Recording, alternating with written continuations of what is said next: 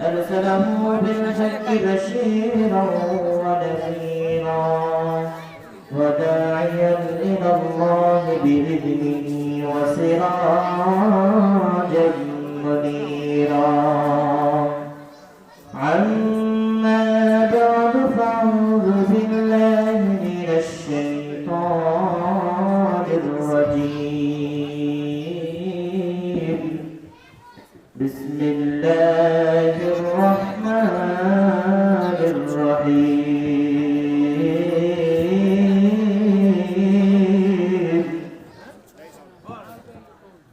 لو أنزلنا هذا القرآن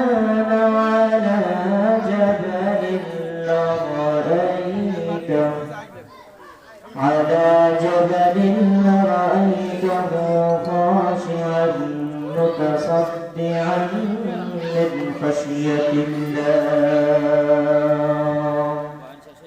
وتلك الأمثال نضربها للناس لعلهم يتفكرون. وقال تعالى في كلامه المجيد: إنه لقرآن كريم. وقال رسول الله صلى الله عليه وسلم: من مات وهو يعلم أن لا إله إلا الله دخل الجنة.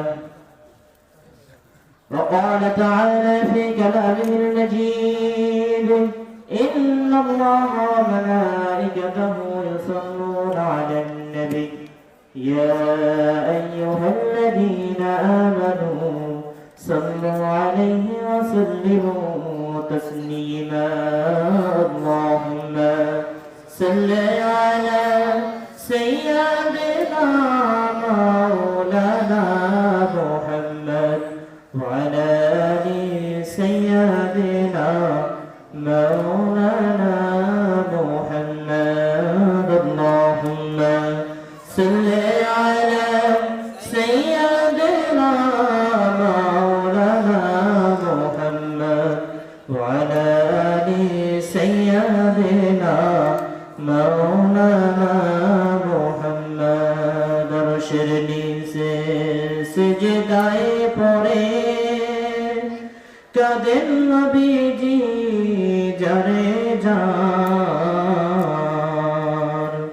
মাফ করিয়া দেন গো আল্লাহ উম্মত আমার গুনাহগার। আল্লাহুম্মা সাল্লি আলা সাইয়্যিদিনা মাওলানা মুহাম্মদ ওয়া আলা আলি সাইয়্যিদিনা مولانا محمد. بلغ العلا بكماله كشف الدجى بجماله حسنت جميع خصاله. صلوا عليه وآله. لا إله إلا الله لا إله إلا الله لا إله إلا الله لا إله إلا الله لا إله إلا الله لا إله إلا الله لا إله إلا الله لا إله إلا الله لا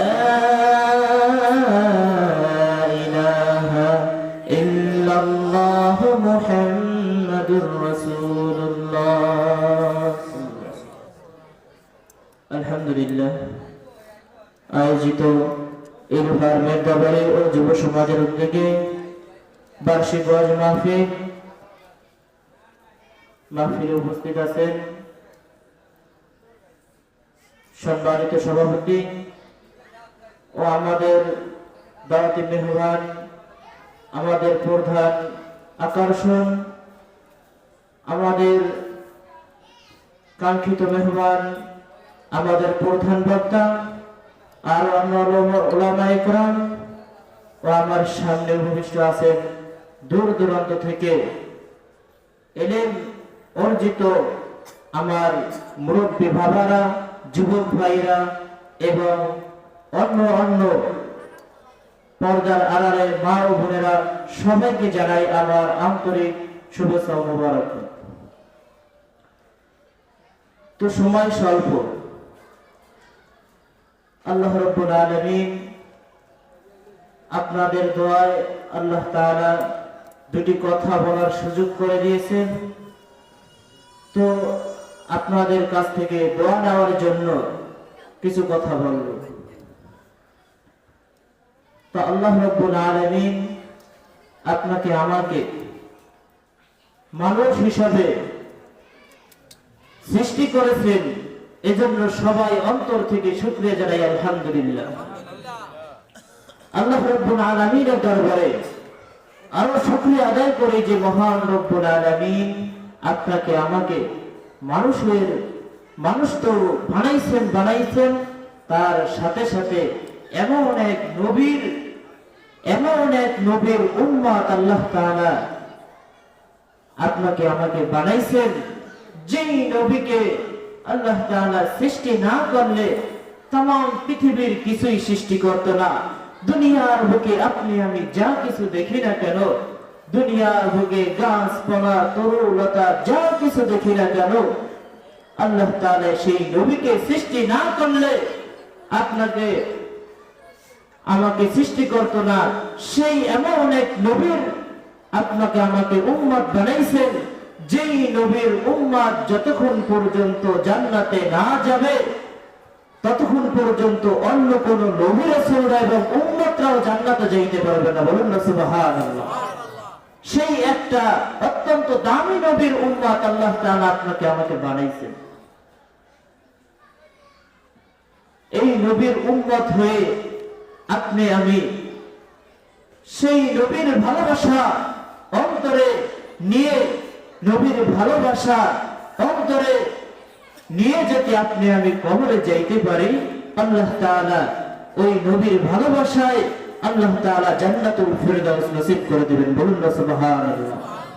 সেই নবীর ভালোবাসায় যদি জীবন দিতে হয়, যদি জীবনের ডাক আসে, তখন কিন্তু প্রত্যেকটা মুসলমান যার ভিতর রাসূলের ভালোবাসা আছে, সেই মুসলমান কিন্তু ঘরে বসতে পারবে না। পারবে? বলেন।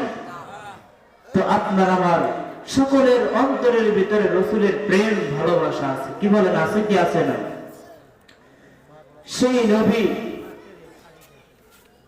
সেই নবী আপনাকে আমাকে এই দুনিয়ায় থাকা অবস্থায় আপনি আমি যখন জাহান্নামের ভিতরে আল্লাহ তাআলা জ্বলাইবে আপনাকে আমাকে, যদি কোনো কারণে যদি জাহান্নামের আসামি হয়ে যায়, আল্লাহ তাআলা জাহান্নামের কাছে গিয়ে আপনার আমার নবী জাহান্নামের ভিতরে দেখবে যে, উকি মেরে দেখবে যে পুরো আমার উম্মত জাহান্নামের আগুনে জ্বলতেছে কিনা। আল্লাহ তাআলার হাবিব তিনি আপনাকে আমাকে তার উম্মতকে জান্নাতে না দিয়ে ততক্ষণ পর্যন্ত তিনি জান্নাতে প্রবেশ করবেন না। বলুন সুবহানাল্লাহ। যেই নবী আপনার আমার জন্য কেঁদেছেন, যেই নবী আপনার আমার জন্য মৃত্যুর সময় কেঁদেছেন, সেই নবীর ভালোবাসা আপনার আমার অন্তরে 100% থাকতে হবে। তো আল্লাহ তাআলা আপনাকে আমাকে ফিতনা ফাসাদের জামানায়, যেই জামানাটা এমন একটা যুগ, যেই যুগে সবাই গাড়ি বাড়ি টাকা পয়সা করার জন্য ব্যস্ত।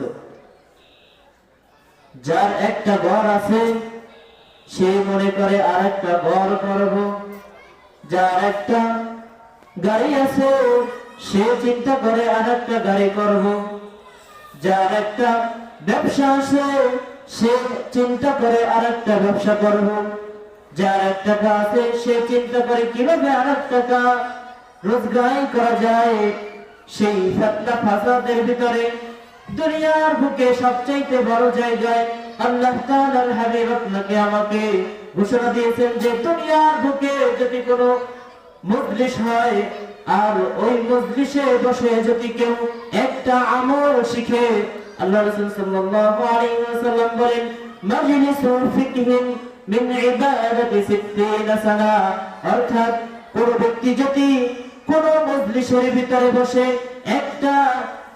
একটা ফিকহি মাসআলা শিখে, আল্লাহ তাআলা তার আমলনামায় 60টা নেক আমল লিখে দেয়। তো এই মজলিসটা অত্যন্ত দামি একটা মজলিস। এই মজলিসের পাশে ফেরেশতারা ঘেরাও দিয়ে রাখছেন। ফেরেশতারা মজলিসকে এরকম ঘেরাও করে আসমান পর্যন্ত চলে গেছেন। ফেরেশতারা জিজ্ঞাসা করে তোমরা একত্রিত হয়েছো কেন? আল্লাহ তাআলা জানে, তারপরেও জানার পরেও বলতেছে যে তারা একত্রিত হয়েছে তোমাকে পাওয়ার জন্য। কি আমাদের সকলের নিয়তি তো আপনি আমি ভালো কাজ করব, ভালো কথা শুনবো এবং সেই অনুযায়ী আমল করে জান্নাতে যাব। কি বলেন, সকলের নিয়ত এটা না? তো যখন বলেন আল্লাহ তাআলা ফেরেশতারা তোমরা এরকম একত্রিত হয়েছো, গোল হয়ে আসমান পর্যন্ত আসছো, কিভাবে এখানে আসছো? আল্লাহ তাআলার হাবিব আল্লাহ তাআলার কথায় আল্লাহ তাআলার উত্তরে ফেরেশতারা বলে হে আল্লাহ, এমন এক জায়গা থেকে আমরা বেষ্টন করে আছি, মেরদাবাড়ি যুব সমাজের উদ্যোগে মাহফিলের ব্যবস্থা করেছে। আল্লাহ তাআলা জানা সত্ত্বেও ফেরেশতাদেরকে থেকে এই উক্তি নেওয়ার কারণ কি? এর কারণ হলো ফেরেশতারা বলে হে ফেরেশতারা, ওখানে যে লোকগুলো একত্রিত হয়েছে কিসের জন্য একত্রিত হয়েছে? ফেরেশতারা বলে তারা জান্নাত পাওয়ার জন্য একত্রিত হয়েছে। আল্লাহ তাআলা ফেরেশতাদেরকে বলতেছেন, ফেরেশতাদেরকে বলবেন হে ফেরেশতারা, আমার বান্দারা কি জান্নাত দেখেছে? আমার বান্দারা কি জান্নাত দেখেছে? তখন ফেরেশতারা বলবে না, জান্নাত দেখে নাই। আল্লাহ তাআলা বলেন যদি জান্নাত দেখতো কি করত? ফেরেশতারা উত্তরে বলে আল্লাহ, যদি জান্নাত দেখতো তুমি জান্নাতের ভিতরে এমন নাজ নেয়ামত রেখেছো, ওই জান্নাত পাওয়ার জন্য তারা খাবার দাবার ঘুম ছেড়ে সন্তান সব কিছু ছেড়ে দিয়ে তোমার ইবাদত বندگی করতো। পরবর্তীতে আল্লাহ তাআলা প্রশ্ন করেন হে ফেরেশতারা, তারা একত্রিত হয়েছে কি কারণে? ফেরেশতাদের জবাবে আল্লাহ তাআলার জবাবে ফেরেশতারা বলেন তারা জাহান্নাম থেকে মুক্তি পাওয়ার জন্য একত্রিত হয়েছে। আল্লাহ তাআলা বলেন যে তারা যদি জাহান্নাম দেখতো কি করত? আল্লাহ তাআলা বলেন তারা যদি জাহান্নাম দেখতো কি করত? ফেরেশতারা বলে ইয়া আল্লাহ, জাহান্নাম তো যদি তারা দেখতো তারা চিৎকার করে হাউমাউ করে সারাদিন পাগলের মতন তোমার দিদার পাওয়ার জন্য পাগল হয়ে যেত। আল্লাহ তাআলা আপনাকে আমাকে সৃষ্টি করেছেন, আল্লাহ তাআলা तमाम পৃথিবীর বুকে যত মাখলুকাত সৃষ্টি করেছেন সমস্ত মাখলুকাতকে আল্লাহ তাআলা ইবাদত বندگی করার জন্য সৃষ্টি করেছেন। একমাত্র বান্দার গোলামি করার জন্য সমস্ত মাখলুকাতকে সৃষ্টি করেছেন। আর আল্লাহ তাআলা পবিত্র কোরআনের ভিতরে বলেন ওয়া মা আরসালনাকা ওয়া মা খালাকতুল জিন্না ইল্লা মা খালাকতুল জিন্না ওয়াল ইনসা ইল্লা লিয়াবুদুন, আমি মানুষ এবং জিন জাতিকে সৃষ্টি করেছি একমাত্র আল্লাহ তাআলার ইবাদত বندگی করার জন্য। আল্লাহ তাআলা আপনাকে আমাকে সৃষ্টি করেছেন, কেন সৃষ্টি করেছেন? একমাত্র আল্লাহ তাআলার ইবাদত বندگی করার জন্য।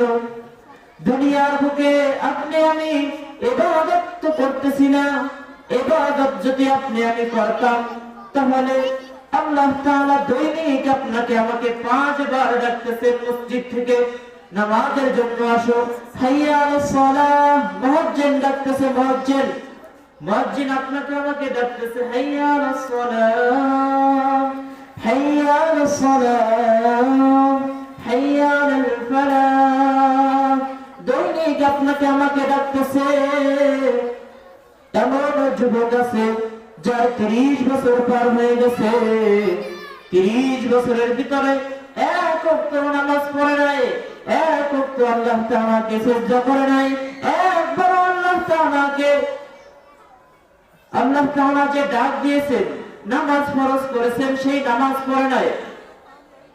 হঠাৎ করে আল্লাহ তাআলা ওই যুবক, আল্লাহ তাআলা যে আপনাকে আমাকে ডাকতেছে, 30 বছর ইবাদত করে নাই, তারপরে আল্লাহ তাআলা ওই বান্দাকে আল্লাহ তাআলা বলেন, আপনারাই বলেন, হাওয়া, পানি, বাতাস, এই যে নাজ নেয়ামত, এই খাবার থেকে কিন্তু তাকে আল্লাহ তাআলা ফিরে রাখে নাই, রাখছেন। আপনি আমি নামাজ পড়ি না, আপনি আমি রোজা রাখি না, আপনি আমি মুসলমান, নামাজ পড়ি না, রোজা রাখি না, আল্লাহ তাআলার ফরজ বিধান আছে সেই বিধানগুলো পালন করি না, কিন্তু আল্লাহ তাআলা আপনাকে আমাকে দৈনিক খাবার খাওয়াইতেছেন, দৈনিক সুন্দর সুন্দর রিজিক খাওয়াইতেছেন, মাছ খাওয়াইতেছেন, ভাত খাওয়াইতেছেন, বিভিন্ন প্রকারের নাজ নেয়ামত খাওয়াইতেছেন। দুনিয়ার বুকে সামান্য, আপনি যদি কোনো কারখানার মালিক থাকেন, আপনার আন্ডারে, আপনার কাছে 30 জন যদি শ্রমিক থাকে, কাজ করে, শ্রমিককে যদি বলেন, হে শ্রমিক তুমি এদিকে আসো, আপনি একবার ডাকলেন, শ্রমিক আসলো না, আবার বললেন, হে শ্রমিক তুমি এদিকে আসো, আসলেন না।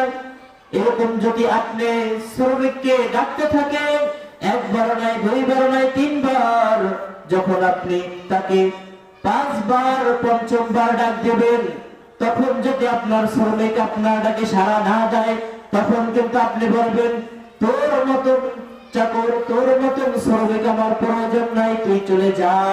কি বলেন, বলবেন কি বলবেন না? কেন বলবেন? সে তার কথা অবাধ্য হয়েছে, সে তার মালিকের কথা অবাধ্য হয়েছে। মালিকের কথা অবাধ্য হওয়ার কারণে আপনি শ্রমিককে বলবেন, শ্রমিক তোকে আমি খাওয়াই, তোকে আমি মাস গেলে টাকা দেই, তোকে আমি মাস গেলে খাওয়ান ভরণ পোষণ দিতেছি, তুই আমার কথা শুনলি না, যা, তোকে আজকে থেকে আমি তোকে এই কাজ থেকে তোরে দূর করে দিলাম। কি বলেন, শ্রমিক বলবে কি বলবে না? মালিক বলবে ঠিকই, মালিক বলবে তোর মতন চাকর, তোর মতন শ্রমিক আমার প্রয়োজন নাই। কেন বলবে? কেন বলবে? বলার কারণ একটাই হলো যে শ্রমিক, সেই শ্রমিক হলো মালিকের অবাধ্যতা করে, আর আপনি আমি আল্লাহ তাআলার গোলামি করি না, আল্লাহ তাআলার বندگی করতেছি না। আল্লাহ তাআলা কিন্তু আপনাকে আমাকে আল্লাহ তাআলার নাজ নেয়ামত থেকে ফিরে রাখে না, রাখছে। বলেন আল্লাহ রাব্বুল আলামিন আল্লাহ তাআলার ইবাদত বندگی করার জন্য আপনাকে আমাকে সৃষ্টি করেছেন। এখন ইবাদত বندگی কিভাবে করব? জনাব রাসূলুল্লাহ সাল্লাল্লাহু আলাইহি ওয়াসাল্লাম সাহাবাদেরকে নিয়ে একত্রিত হয়ে বসলেন এবং সাহাবাদেরকে বললেন, হে সাহাবারা শোনো, মন দিয়ে শোনো। সাহাবারা বললেন, কি ইয়া রাসূলুল্লাহ? বলেন, আমরা শোনার জন্য প্রস্তুত। তখন আল্লাহ রাসূল সাল্লাল্লাহু আলাইহি ওয়াসাল্লাম বলেন, হে সাহাবারা, তোমরা তোমাদের জীবনের শুরু থেকে শেষ পর্যন্ত 3টা নিয়মের ভিতরে চলবা, 3টা কাজের ভিতরে চলবা, 3টা কথা মাথার ভিতরে রাখবা এবং এই 3টা বিষয়ের উপরে খেয়াল করে চলবা। সাহাবায়ে কেরাম জিজ্ঞাসা করলেন, ইয়া রাসূলুল্লাহ, কি বিষয়? সেই 3টি বিষয় কি আমাদের কাছে স্পষ্ট করে বলেন।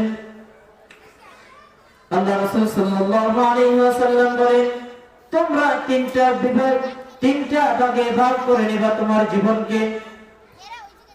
তার ভিতরে তোমার 3টা ভাই মনে করবা, একটা বড় ভাই, একটা ছোট ভাই আর একটা মেজ ভাই, 3টা ভাই মনে করবা।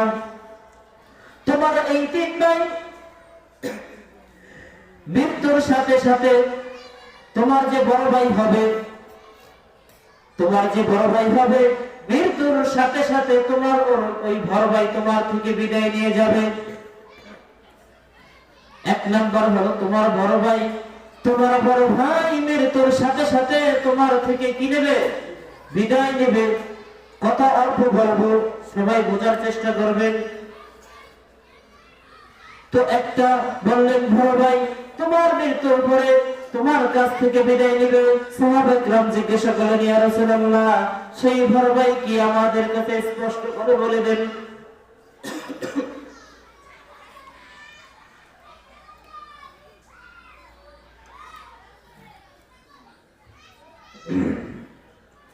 ইয়া রাসূলুল্লাহ, আমাদেরকে স্পষ্ট করে বলে দেন।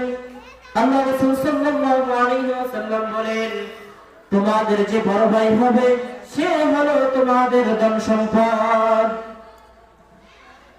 দুনিয়ার বুকে আপনি আমি যেই জমি ভরণ পোষণ করতেছি, জমি দেখাশোনা করতেছি, আপনি আমি যেই সম্পদের জন্য হালাল কাজ হারাম করে ফেলে, হারাম হালাল বেঁচে না চলে হারাম সম্পদ ভক্ষণ করতেছি, আপনি আমি টাকা পয়সা বাড়ি গাড়ি অনেক কিছু করতেছি, এই যে সম্পদ, এই সম্পদ আপনার আমার মৃত্যুর পরে, আপনার আমার মৃত্যুর পরে এই সম্পদ কিন্তু আপনার আমার থেকে চলে যাবে।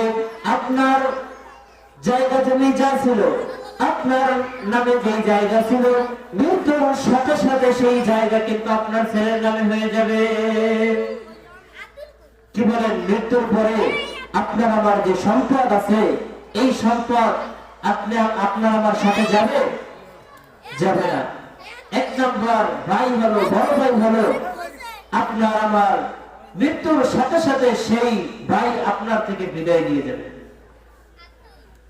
দুনিয়ার বুকে ছেলে সন্তানের সুখের জন্য, ছেলে সন্তান স্ত্রী বধূ তাদেরকে ভালো রাখার জন্য মাথার গাম পায়ে ফেলিয়ে মিথ্যাকে সত্য বলে, সত্যকে মিথ্যা বলে, হারাম কাজে লিপ্ত হয়ে যেই অর্থ সম্পদ আপনি আমি উপার্জন করেছি, সেই মৃত্যুর সময় যদি আপনি আমি অর্থ সম্পদকে বলি, অর্থ সম্পদকে বলি, অর্থ সম্পদ আমি তো মরে গিয়েছি, আজকে আমি মরে যাওয়ার পরে এই সম্পদ তুই আমার, তোর জন্য আমি এরকম হারাম করেছি, মিথ্যা বলেছি, নিজের ইজ্জত সম্মান বিলীন করে দিয়েছি, আর সম্পদ তুই আমার সাথে যা। তখন কি সম্পদ আপনার সাথে যাবে? সম্পদ বলবে কি জানেন? সম্পদ বলবে, হে বোকা, বোকার রাজ্যে বাস করেছো, তুমি কি চিন্তা করে দেখো না, তুমি তোমার নামে যে সম্পদ, তোমার আগে ছিল তোমার বাবার নামে, তার আগে ছিল তার দাদার নামে, তার আগে ছিল তার বাবার নামে, তার আগে ছিল তার বাবার নামে, এরকম পর্যায়ক্রমে চলে আসতেছে। যখন তুমি মারা যাবা, এই সম্পদ আমি তোমার ছেলের হয়ে যাব। এক নম্বর ভাই হলো সম্পদ, এক নম্বর ভাই কি? সম্পদ। সাহাবায়ে কেরাম জিজ্ঞাসা করলেন, ইয়া রাসূলুল্লাহ, মেজ ভাই কে? মেজ ভাই কে? সাহাবায়ে কেরাম বললেন, মেজ ভাই কে আমাদেরকে একটু স্পষ্ট করে বলে দেন। তখন আল্লাহ তাআলা বলেন, আল্লাহর হাবিব বলেন যে মেজ ভাই হলো তোমার স্ত্রী সন্তান, তোমার স্ত্রী সন্তান। এই মেজ ভাই তোমার কবর পর্যন্ত যাবে, মেজ ভাই তোমার কবর পর্যন্ত যাবে। তো মেজ ভাই হলো তোমার স্ত্রী, ছেলে সন্তান। দুনিয়ার বুকে বাবা যারা আছে, বাবারা ছেলে সন্তানের জন্য খাবার খায় না, সকালের খাবার রাত্রে খায়, আবার রাতের খাবার না খেয়ে ঘুমিয়ে পড়ে, সকালে না খেয়ে ছেলে সন্তানের স্ত্রীর জন্য, সুখের জন্য তারা রুজি রোজগার করার জন্য জমিনে চলে যায়, যায় কি যায় না? এমন কষ্ট করে রৌদ্রের ভিতরে, যেই রৌদ্রের ভিতরে মানুষ থাকতে পারে না, সেই রোদের ভিতরে ধান কাটে। প্রচন্ড শীত, শীতের ভিতরে রাত্রে বেলা উঠে রুজি রোজগার করার জন্য, ছেলে সন্তানের সুখের জন্য মাথার ঘাম পায়ে ফেলে কাজ করে। এমনকি এমনও আছে যে হালালকে হারাম জানে, হালাল জিনিস জানে, ওই হালালটাকে হারাম করে, আবার হারামকে মিথ্যাকে মিথ্যা বলে প্রশ্রয় দেয়, মিথ্যাকে সত্য বলে, সুদ খায়, ঘুষ খায় ছেলে সন্তানকে শান্তি দেওয়ার জন্য। এই ছেলে সন্তান আপনার আমার কবর পর্যন্ত যাবে। ছেলে সন্তানকে যদি আপনি প্রশ্ন করেন, হে ছেলে সন্তান, আমি যদি মারা যাই, আমি তো এই সম্পদ তোমার জন্য এত কষ্ট করেছি। স্ত্রীকে বলবেন, আমি তোমাকে জীবনের চাইতেও ভালোবেসেছি। স্ত্রী, তুমি, আমি যখন মারা যাব আমার কবরের সাথে তুমিও চলে যাইও। আপনার ছেলেকে যদি বলেন, ছেলে, আমি মৃত্যুবরণ করার পরে তুমি ওই কবরে আমার সাথে ঘুমিয়ে থাকো। তো আপনার ছেলে সন্তান, আপনার আমার যে ছেলে সন্তান আছে, সেই ছেলে সন্তান কি আপনার আমার কবরে শুয়ে থাকবে? থাকবে না। দুই নাম্বার যে ভাই হবে, সে কিন্তু কবর কামত যাবে, কবর পর্যন্ত যাবে। কবরে আপনি আমি যখন মারা যাব, ওই কবরে আপনাকে আমাকে রেখে দিবে। কবরে রেখে দেওয়ার পরে ছেলে সন্তান পাড়াইয়া পাড়াইয়া কলা বেতা বিছাইয়া দাফন দিয়ে চলে আসবে। একদিন, দুই দিন, তিন দিন কাটবে, পরে আর মনে রাখবে না। ওই ছেলে সন্তান কিন্তু ওই কবর পর্যন্ত যাবে। সাহাবায়ে কেরাম জিজ্ঞাসা করলেন, ইয়া রাসূলুল্লাহ, তিন নাম্বার যে ভাই, ছোট ভাই, সে কি হবে? আল্লাহ রাসূল সাল্লাল্লাহু আলাইহি ওয়াসাল্লাম বলেন, তিন নাম্বার যে ভাই হবে, এই ভাই তোমার কিয়ামত পর্যন্ত তোমার সাথে থাকবে। বলুন না সুবহানাল্লাহ। কিয়ামত পর্যন্ত তোমার সাথে থাকবে। এই ভাই তোমাকে নাজাত দিয়ে জান্নাত নসিব করবে। সাহাবায়ে কেরাম জিজ্ঞাসা করলেন, তিন নাম্বার মেজো ভাইকে? আল্লাহ রাসূল সাল্লাল্লাহু আলাইহি ওয়াসাল্লাম বলেন, তিন নাম্বার যে ভাই হবে, সে হবে তোমার নেক আমল। সে কি বলেন? নেক আমল। এই তিন নাম্বার যে নেক আমল, এই নেক আমল তোমার আখিরাত পর্যন্ত, তোমাকে জান্নাতে পৌঁছাইয়া দেওয়া পর্যন্ত তোমার সাথে থাকবে। তো আপনি আমি দুনিয়ার বুকে ছেলে সন্তানের জন্য যা কিছু করি না কেন, এই ছেলে সন্তান কিন্তু আপনার সাথে যাবে না। আপনি আমি ধন সম্পদের জন্য যা কিছু করি না কেন, এই ধন সম্পদ কিন্তু আপনার আমার সাথে যাবে না। এই ধন সম্পদ, আপনি আমি মরে যাব, ধন সম্পদ রেখে যাব। এই ধন সম্পদ নিয়ে আপনি আমি কবরে যাইতে পারবো না। পারবো? কবরে যাবে কে? নেক আমল। কবরে যাবে কি? নেক আমল। এই যে নেক আমলের ব্যাপার, সেটা হলো আপনি আমি যদি আল্লাহর রাস্তায় একটা টাকা ব্যয় করি, মসজিদ মাদ্রাসায় দান করি, এই দানটা আপনার আমার আমল নামায় জমা হয়ে যাবে। এক টাকা যদি আপনি আমি দান করি, এই দানটা যদি হয় হালাল, এই এক টাকার বিনিময়ে হতে পারে আল্লাহ তাআলা আপনাকে আমাকে জান্নাত দান করবে। দুনিয়ার বুকে সে সন্তান, সম্পদ যা কিছু আছে, মারা যাওয়ার পরে কিন্তু এগুলা আপনার আমার রেখে যাইতে হবে। তো এখন বলতে পারেন, হুজুর, ছেলে সন্তান যারা আছে তাদের জন্য কি কিছু করব না? হ্যাঁ, করতে হবে। আল্লাহ রাসূল সাল্লাল্লাহু আলাইহি ওয়াসাল্লাম বলেছেন, তোমার ছোট ভাইকে ঠিক রেখে তুমি তোমার সম্পদ করো। তোমার ছোট ভাইকে রেখে ঠিক রেখে তুমি ছেলে সন্তান, স্ত্রী বধূ যারা আছে তাদেরকে সুখ শান্তি দাও। এখন অনেকে আছে নামাজ পড়তে পারে না। জিজ্ঞাসা করা হয়, ভাই আপনি নামাজ পড়েন না কেন? বলে, ভাই যে কাজ করে এই কাজের ফাঁকে নামাজ যে পড়বো সময় পাই না। যেই স্ত্রী, যেই সম্পদের জন্য আপনি সময় পান না, এই সম্পদ, এই স্ত্রী বলে কিন্তু আপনার সাথে যাবে না। যাবে বলেন? সম্পদ কি আপনার আমার সাথে যাবে বলেন? যাবে না। কিন্তু আপনি যদি ওই সম্পদ কামাইয়ের মাঝে আপনি কাজ করতেছেন, কাজের মাঝে মুয়াজ্জিন ডাকতেছে হাইয়া আলাস সালাহ, হাইয়া আলাল ফালাহ, নামাজের জন্য আসো, কর্মের জন্য আসো, তখন কিন্তু আপনার ছোট ভাইয়ের ডাকে সাড়া দিয়ে আমল নামায় আপনার ওই একত্র নামাজ, ওই নামাজটা যদি আপনি আমি আমল নামায় উঠাইতে পারি, ওই সম্পদ আপনার হয়ে গেল, আপনার ছেলে সন্তানের স্ত্রী বধূর সুখ শান্তিও হয়ে গেল, একদিকে আপনার আমার পরকালও হয়ে গেল। এখন আপনি আমি অনেকে এরকম বলতে পারেন, হুজুর নামাজ তো পড়বো, কাপড় চোপড় পাক থাকে না।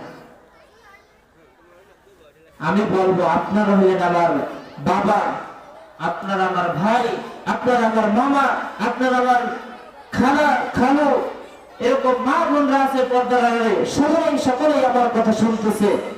আপনাদের সন্তান হিসাবে এই যে তিনটে কথা বলতেছি বলছি, এই কথা যদি আপনি আমি আমল করি, বলেন জান্নাতে যাওয়া সহজ হবে না কঠিন হবে?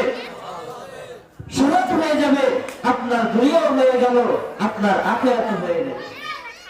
দুনিয়ার জন্য যদি আপনি সম্পদ কামানোর জন্য, সম্পদের জন্য আপনি আমি দিনের পর দিন মেহনত করতেছি, কত কষ্ট করতেছি, আপনি যেখানে থাকেন না কেন, মুয়াজ্জিন যখন ডাক দিবে হাইয়া আলাস সালাহ, সাথে সাথে আপনি আমি নামাজের জন্য ডাকে সাড়া দিয়ে দেব। নামাজকে বলতে হবে যে আমার কাজ আছে, কাজকে বলা যাবে না যে আমার নামাজ আছে। কিন্তু বর্তমান সমাজের মানুষ সবাই নামাজকে বলে আমার কাজ আছে, কি বলেন সেইটা বলে কি বলে না? আপনি দোকানদার, আজান দিছে, দোকান বন্ধ করে নামাজে চলে যান। আজান দিছে, আপনি খাট খাবারে কাজ করতেছেন, আপনি যদি কোনো মালিকের সাথে কাজ করেন আর মালিক যদি বলে মালিক তুমি আমার আন্ডারে শ্রমিক, তুমি আমার আন্ডারে কাজ করতেছো, তুমি নামাজ পড়ার সময় পাবে না, সেই মালিকের কাজ না করা হবে আপনার ফরজ। আর আল্লাহর জমিনে এরকম মালিক মুশরিক ছাড়া মনে হয় নাই, কি বলেন? মুশরিক ছাড়া মুসলমান যারা, মুসলমান যে মালিক, সে কিন্তু এরকম কথা বলবে না যে নামাজ পড়ে দেবো, বলবে? বলবে না। এজন্য আমরা সবাই মুসলমান, আমরা সবাই কি মুসলমান। তো একটা হাদিস পড়েছি, সবাই সর্বতা, তো একটা আমরা সবাই মুসলমান, আমরা এই কথাই মনে রাখবো যে আমরা জীবন শুরু থেকে শেষ পর্যন্ত বিগত দিনে যা হয়েছে, আজকে এই মাহফিল থেকে আপনি আমি নিয়ত করবো যে আল্লাহ দুনিয়াও সাজাবো, স্ত্রী বধূকেও শান্তি দিব, সাথে সাথে আল্লাহ রাসূল সাল্লাল্লাহু আলাইহি ওয়াসাল্লাম যে ছোট ভাইয়ের কথা বলেছে, এই নেক আমল, এই নেক আমলকেও ঠিক রাখবো। আল্লাহ তাআলা সকলকে আমল করার তৌফিক দান করুন, সবাই মিলে আমিন। তো আরেকটা বিষয়, নেক আমল কিভাবে করব? নেক আমল হলো, আমাদের অত্র এলাকায় একটা মাদ্রাসা আছে, আমাদের এলাকায় মসজিদ আছে, আপনি 1,00,000 টাকা দান করেছে, কিন্তু টাকাগুলো ছিল হারাম। আর 1 টাকা দান করেছে, টাকাটা হলো হালাল। এখন বলেন ওই হালাল হাজার হাজার যে টাকা দিয়েছে, ওই ব্যক্তি উত্তম না যে ব্যক্তি 1 টাকা দান করেছে সেই ব্যক্তি উত্তম? কে বলেন? 1 টাকা ইখলাসের সহিত যদি আপনি আল্লাহ তাআলার কাজে, আল্লাহ তাআলার সন্তুষ্টির জন্য ভালো কাজে দান করেন, ওই 1 টাকা হতে পারে আপনার আমার নাজাতের ওসিলা। আল্লাহ তাআলা আপনাকে আমাকে বেশি বেশি আমল করার তৌফিক দান করুন। আর আজকে থেকে নিয়ত করব যে জীবনে যতদিন আল্লাহ তাআলা হায়াত দিবে, আল্লাহ তাআলা যেন ঈমান ও ইয়াকিনের সাথে থাকতে পারে, আর সাথে সাথে আখিরাতের পুঁজিও কামাই করতে পারি। এজন্য সব সময় সতর্ক থাকতে হবে, আমার দ্বারা যেন কোনো হারাম কাজ না হয়, আমার দ্বারা যেন কোনো খারাপ কাজ না হয়। তো একটা হাদিস বলেছিলাম, মান মাতা ওয়া লা ইলাহা ইল্লাল্লাহ দাখালাল জান্নাহ। এই হাদিসের অর্থ হলো যে কোনো ব্যক্তি, কোনো মুসলমান ব্যক্তি যদি মারা গেল আর তার অন্তরে ছিল লা ইলাহা ইল্লাল্লাহ, সরাসরি সেই জান্নাতে প্রবেশ করে। বলুন না সুবহানাল্লাহ। এই জন্য এক কথা বিশ্বাস করতে হবে যে আপনার আমার অন্তরে থাকবে আল্লাহ, আপনার আমার অন্তরে থাকবে কে? আল্লাহ। কোন বাবার দরবারে যাওয়া যাবে না, বাবা কোনোদিন আপনাকে শান্তি দিতে পারবে না, বাবা কিন্তু আপনাকে ছেলে সন্তান দিতে পারবে না, ছেলে সন্তান দেওয়ার মালিক কে? আল্লাহ। আল্লাহ তাআলা আপনাকে আমাকে এই স্বল্প কথার উপরে এর উপরে আমল করার তৌফিক দান করুন। সবাই বলে আমিন।